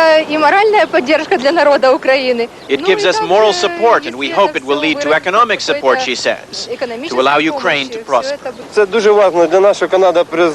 It's very important that Canada has recognized Ukraine, he says. We'll obtain political and economic help. Tonight, in a television address, Mikhail Gorbachev reacted somberly to the Ukrainian referendum result. He talked of the grave danger of what he called a state crisis, which would paralyze all political and economic reform. He said no republic could survive on its own, and he urged all 12, including Ukraine, to sign his union treaty. To lose further time now, he said, would be catastrophic. But Kiev is no longer listening to such warnings from Moscow. Canada has recognized Ukraine, and Ukrainian officials say that other Western nations will soon follow suit. Set against that, Gorbachev's pleas to rejoin the Union sound increasingly like faint calls from the political wilderness. Don Murray, CBC News, Kiev. Is bent on secession, and the prospects for the Union Treaty, which Mr. Gorbachev wants the republics to sign by the end of the year, have never looked bleaker. Mr. Kravchuk wants direct agreements with other republics, like the one he signed earlier this year with the Russian President Boris Yeltsin. With a sizable chunk of the Soviet Union's industrial and farming potential, the Ukrainians don't want it squandered in the kind of superstate envisaged by Mr. Gorbachev. At the weekend, the leaders of the Ukraine, Russia and Belarus are expected to begin moves towards a much looser trading partnership, modeled on the European community. The chances of the breakaway republics heeding Mr. Gorbachev's warnings of catastrophe look small, and that leaves the architect of perestroika surveying the ruins of the country he's tried so doggedly to preserve. Angus Roxburgh, BBC News, Moscow.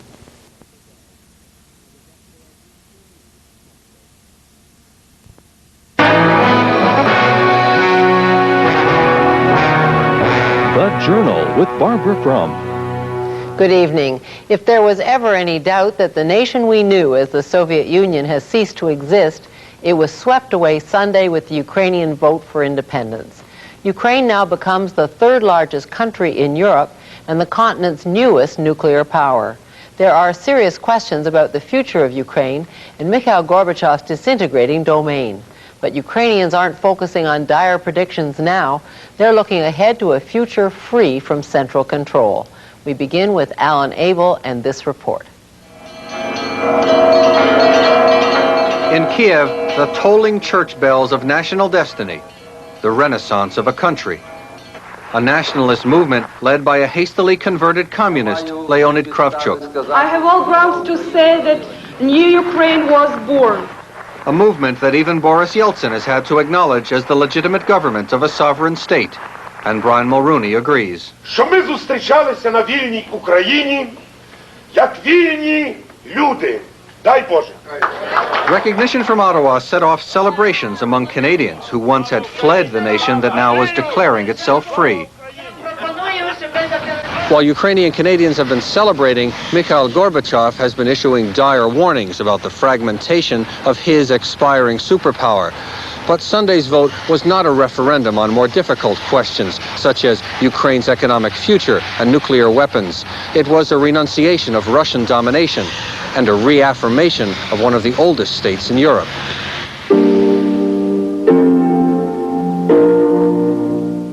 Ukrainian civilization flowered more than 1,000 years ago, an embrace of Christianity that later would spread to Russia itself.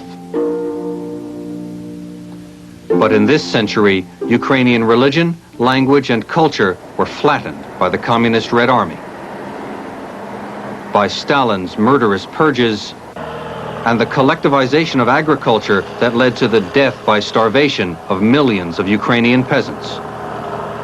Ukraine's fertility became woven into the Soviet economy commanded from Moscow, its own bounty rotting away, increasingly dependent on the black market for commodities Ukraine does not produce, especially oil and gasoline.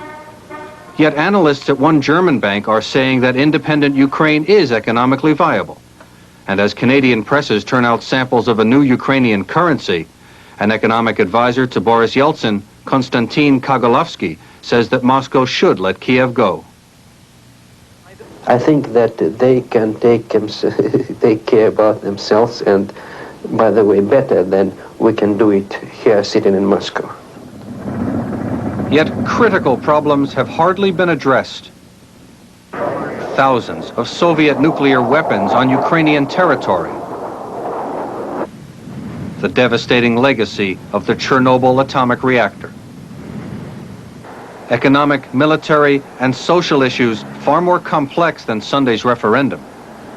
In Ukraine, the question is no longer yes or no, but how. For the Journal, I'm Alan Abel. In a national address today directed at the architects of Ukrainian independence, Mikhail Gorbachev pleaded for national unity. He warned that the collapse of the Union could lead to war between the republics. Joining me now is Bogdan Krychenko, director of the Canadian Institute for Ukrainian Studies at the University of Alberta. He's currently on leave in Kiev, advising the Ukrainian parliament on political and economic reform.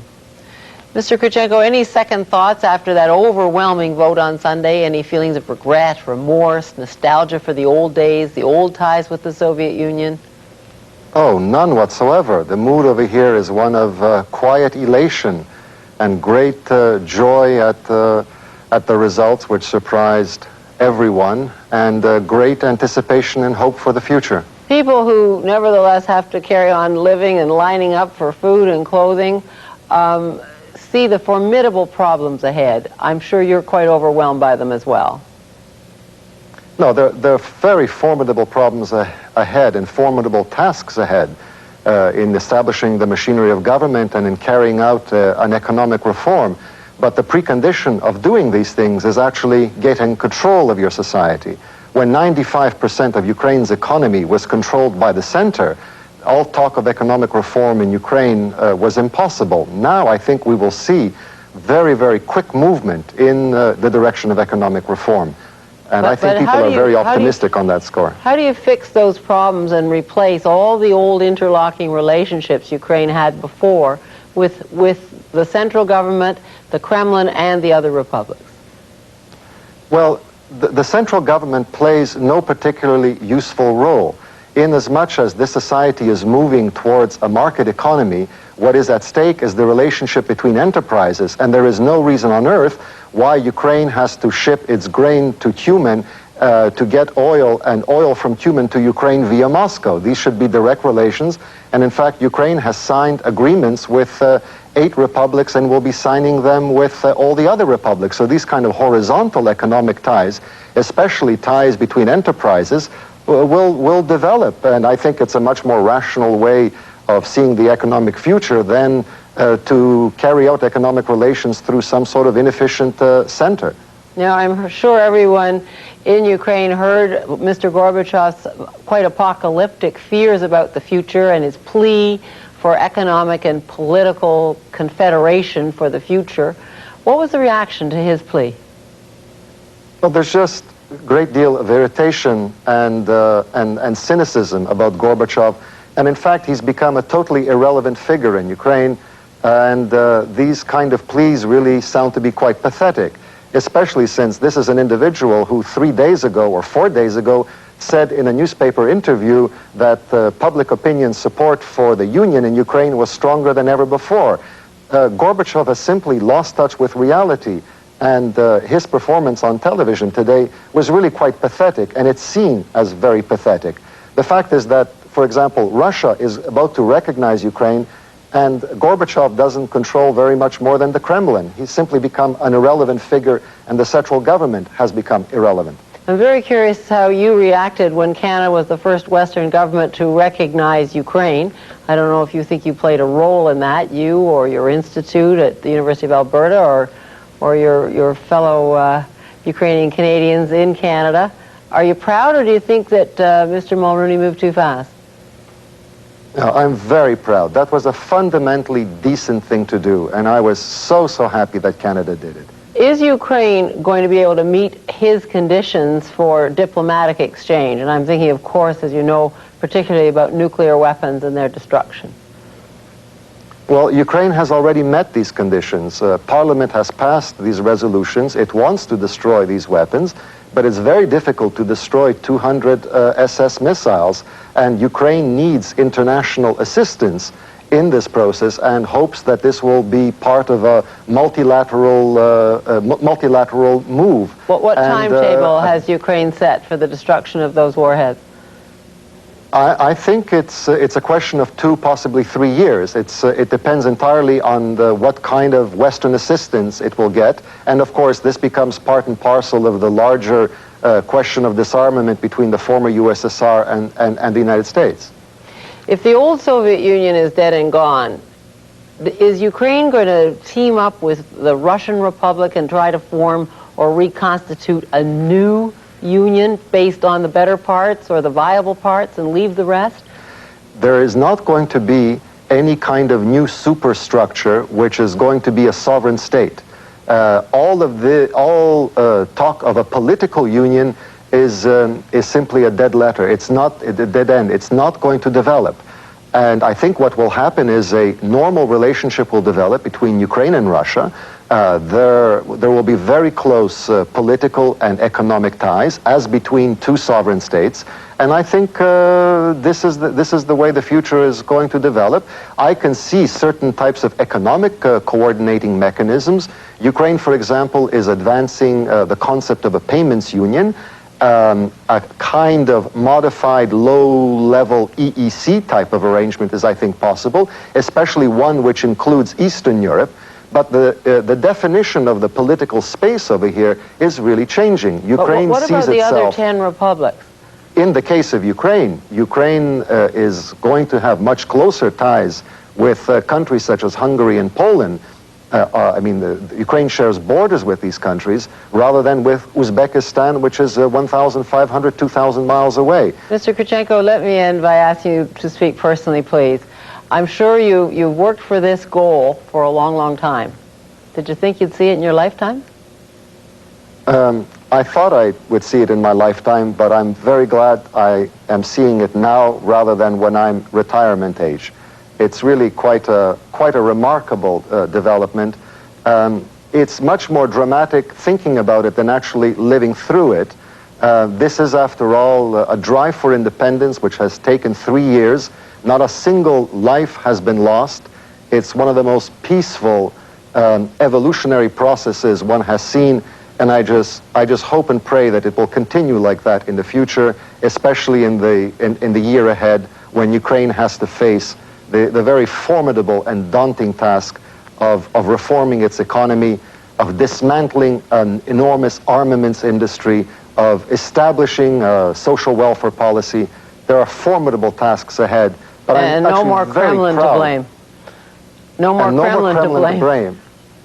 That's right. The mistakes are going to be Ukrainians from now on. And that's a very big responsibility. Good of you to talk to us.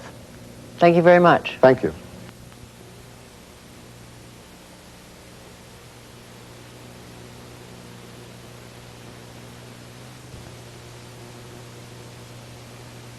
Is the world today.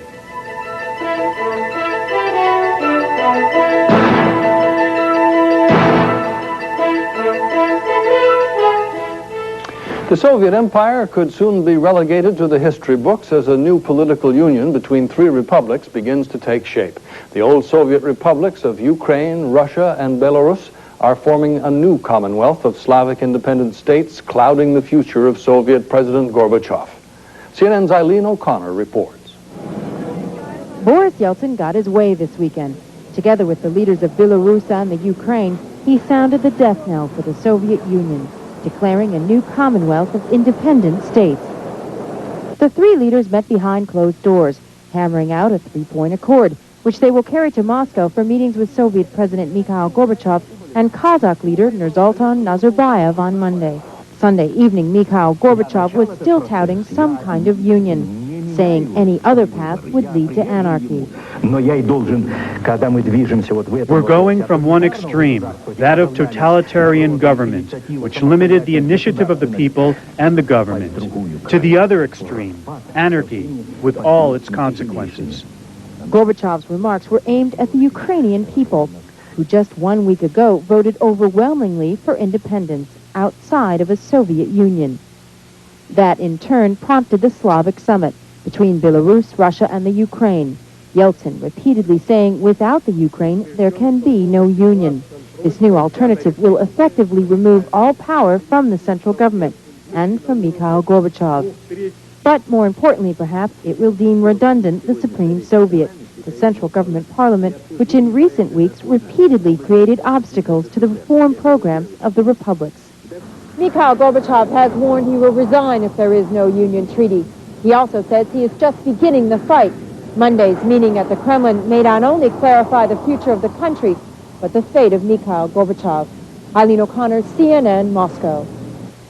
The Slavic Commonwealth has designated a new capital, Minsk, in Belarus. Moscow has been the capital of the Soviet Union since the Bolshevik Revolution in 1918. Some observers think that it will remain the center of government activity. Minsk is a modern hub of industrial activity in Belarus. Some of its historic character was destroyed during World War II.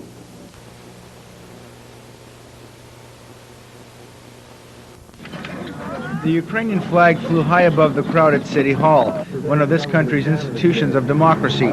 For Ukrainian Canadians who enjoy freedom here, the moment was a joyous one, in that their flag now flies over a free homeland as well. I feel like $1 million will be independent states in Europe. I very glad. People will be planning for the future, happy future. I was born in Ukraine, left home when I was 7, looking forward to visiting my country again, looking forward to going home, a free country. And you're going to bring me to tears. An independent Ukraine, now 1 week old, is still an emotional issue to many. Those in attendance thanked Canada for being the first Western nation to recognize the former Soviet Republic, but called on the government to go further. Call upon the Canadian government for the immediate establishment of full diplomatic relations with Ukraine. Long live the universal idea of freedom. Long live an independent Ukraine. Хай живе загальнолюдська ідея свободи, хай живе відновлена українська держава. Many Western nations are waiting to recognize Ukraine until they receive assurances that the country will not be aggressive in their use of nuclear weapons still on Ukrainian soil. Шановні представники федерального парламенту. However, Ihor Derkach, a Ukrainian national deputy, says his country wishes to remain neutral and is committed to eliminating weapons within its borders. 91% of Ukrainians voted for independence last Sunday, freeing them from the central control of Moscow. For many in this country, it's the most wonderful news they've ever heard. Well, we waited a long time for that day, and our forefathers too. So we can't be any more happy than we are now.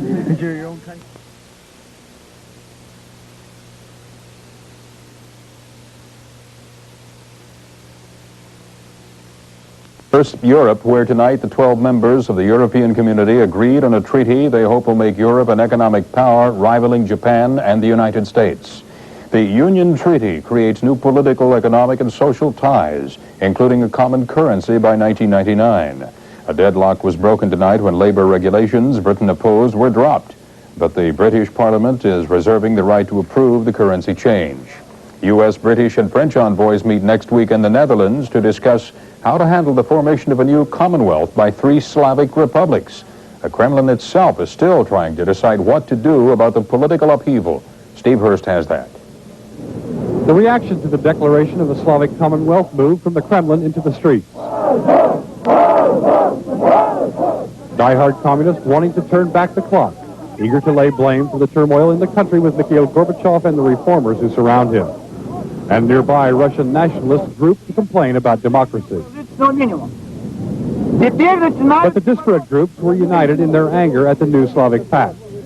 A hardline communist, Viktor Alksnis, called it another putsch. It's an insult, this man says, to half of the Soviet Union. The whole nation is jumpy as speculation continues to swirl about the future of Mikhail Gorbachev, the fate of the nation. Gorbachev's own camp was adding to the confusion, a chief political advisor suggesting in public that Gorbachev's departure from the presidency was imminent. As I understand things, the situation is such that you won't have to wait long for that. He later withdrew the comment, saying Gorbachev was no quitter. The president's spokesman still had to spend the afternoon trying to put out the fire. Mr. Gorbachev considers himself to be the president of the USSR, which certainly comprises the three states that you mentioned, and I think that he has good reason to think so.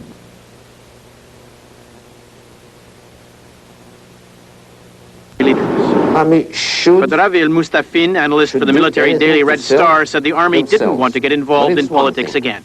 Concerning the political games between or among our leaders, it's the other thing. And in my opinion, the vast majority of officers, they do not want to be involved, to be engaged in any political games.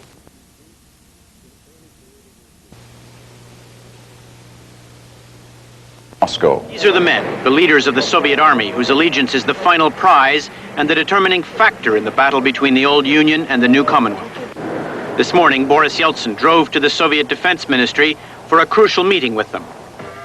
The concern of the generals is to preserve the unity of the armed forces and to avoid fracturing control over the 27,000 warhead Soviet nuclear arsenal, which includes dozens of batteries of SS-18 long-range missiles like these in Chita, in the Russian Republic. Legally, Mikhail Gorbachev is the man with the power to launch those missiles. And for the record, a Soviet military spokesman said after the meeting, the army still reports to its commander-in-chief, Gorbachev. There is no confusion, because the orders are fulfilled on the same basis as before. But that may be only lip service. This afternoon, Boris Yeltsin told Russian deputies his meeting with the generals had gone very well. Igor Gaidar, a senior Russian official, said the military was now ready to support the Commonwealth in return for guarantees that the army remains united.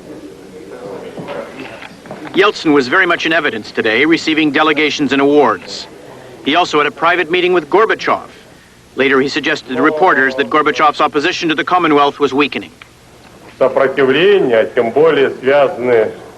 wouldn't say he supports it, he says, but any resistance to it, connected with the use of force, is ruled out.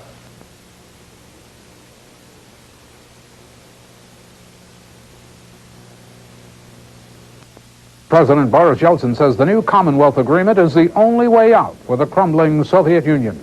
Addressing the Russian parliament today, he said without it, the country will fall further into chaos. Yeltsin says he and President Gorbachev have agreed to keep the existing central government structures in place until a majority of the republics join the Commonwealth. The Russian leader says he's won the support of the powerful Soviet army. I yesterday met with members of the military, with the commander of the armed forces, the commanders of the armies, many commanders of the divisions, and the commanders of the military districts. They supported the position of the Commonwealth of the independent states. The armed forces are siding with those who are building the interstate relationships on a new democratic basis. Yeltsin says two other non-Slavic republics want to join the Commonwealth, Armenia and Kyrgyzstan. Leaders of four other republics, including Kazakhstan, are meeting today to consider signing on as well.